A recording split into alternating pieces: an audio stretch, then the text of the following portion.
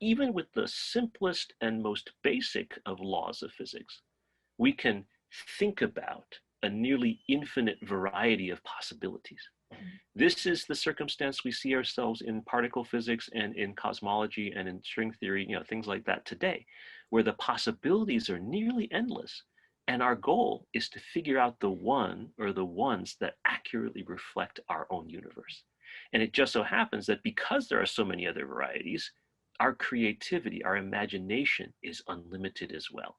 So the things that we create that go into the movies, that go into stories, that go into comic books, we can use the basis of the possibilities that are laid out by the laws of physics to think of things that are beyond the laws of physics and even give them a little veneer of authenticity, which always makes a story a little bit more fun if you can say it might be true.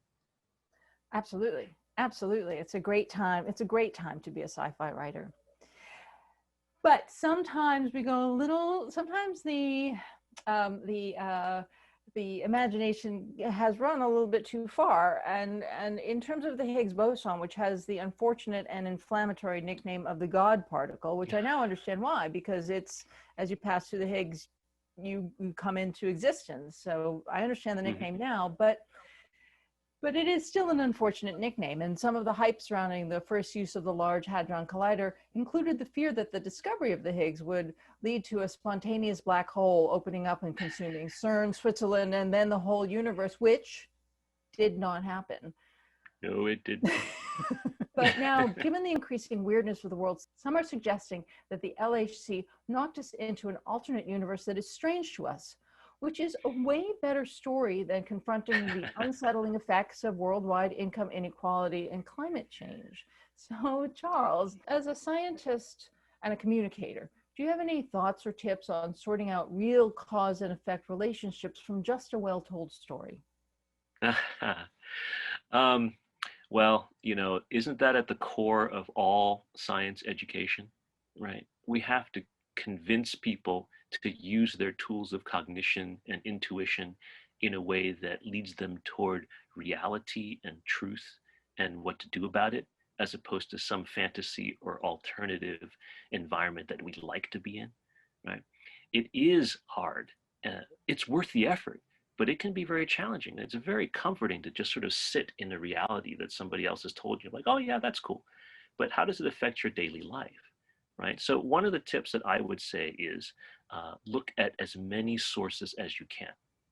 And what will happen, for example, let's say there's one interesting scientific result or some result that's announced in the universe. You're like, oh, I'm going to go and find 10 different people who have written about it, whether it's this media outlet or that blog, or actually read the paper itself.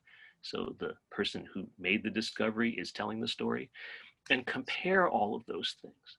Come up with the thing that seems to or a likeliness, right? Something that's actually real and believable based on the knowledge that you have. That's sort of the first thing that I would do, and actually evaluate, right?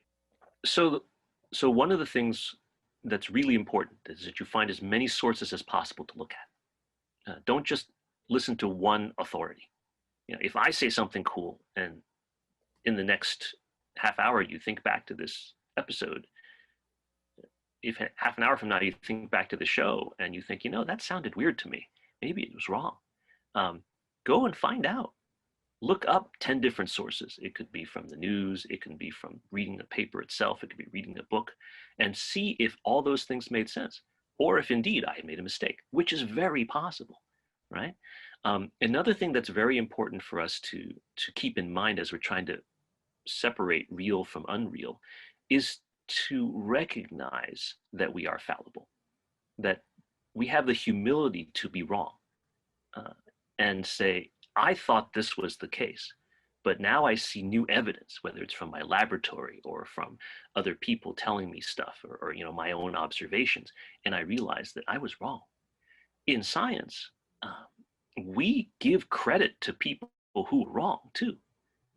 Edwin Hubble, for example, who discovered the expansion rate of the universe, he got the rate way wrong, but we still call it the Hubble law or the Hubble Lemaitre law, because he got the concept right. But we all said, yeah, you didn't get the number right, but you got the concept right because you tried to find it using the right way. Mm. And then finally, I would say to people, if you're trying to distinguish between real and not real, is to learn about what we know already. If you have enough background to sort of get the basics of what we're quite certain is a common truth, then when you're getting unusual things, you can then realize that it is an unusual claim. And as Carl Sagan said, and Bill Nye also, on his TV show, extraordinary claims require extraordinary proof. If you recognize that a claim is extraordinary based on what you have, then you can start thinking about it in the context that allows us all to recognize whether or not it is 100% true or somewhat true, has a kernel of truth, or is just made up because it's a good story.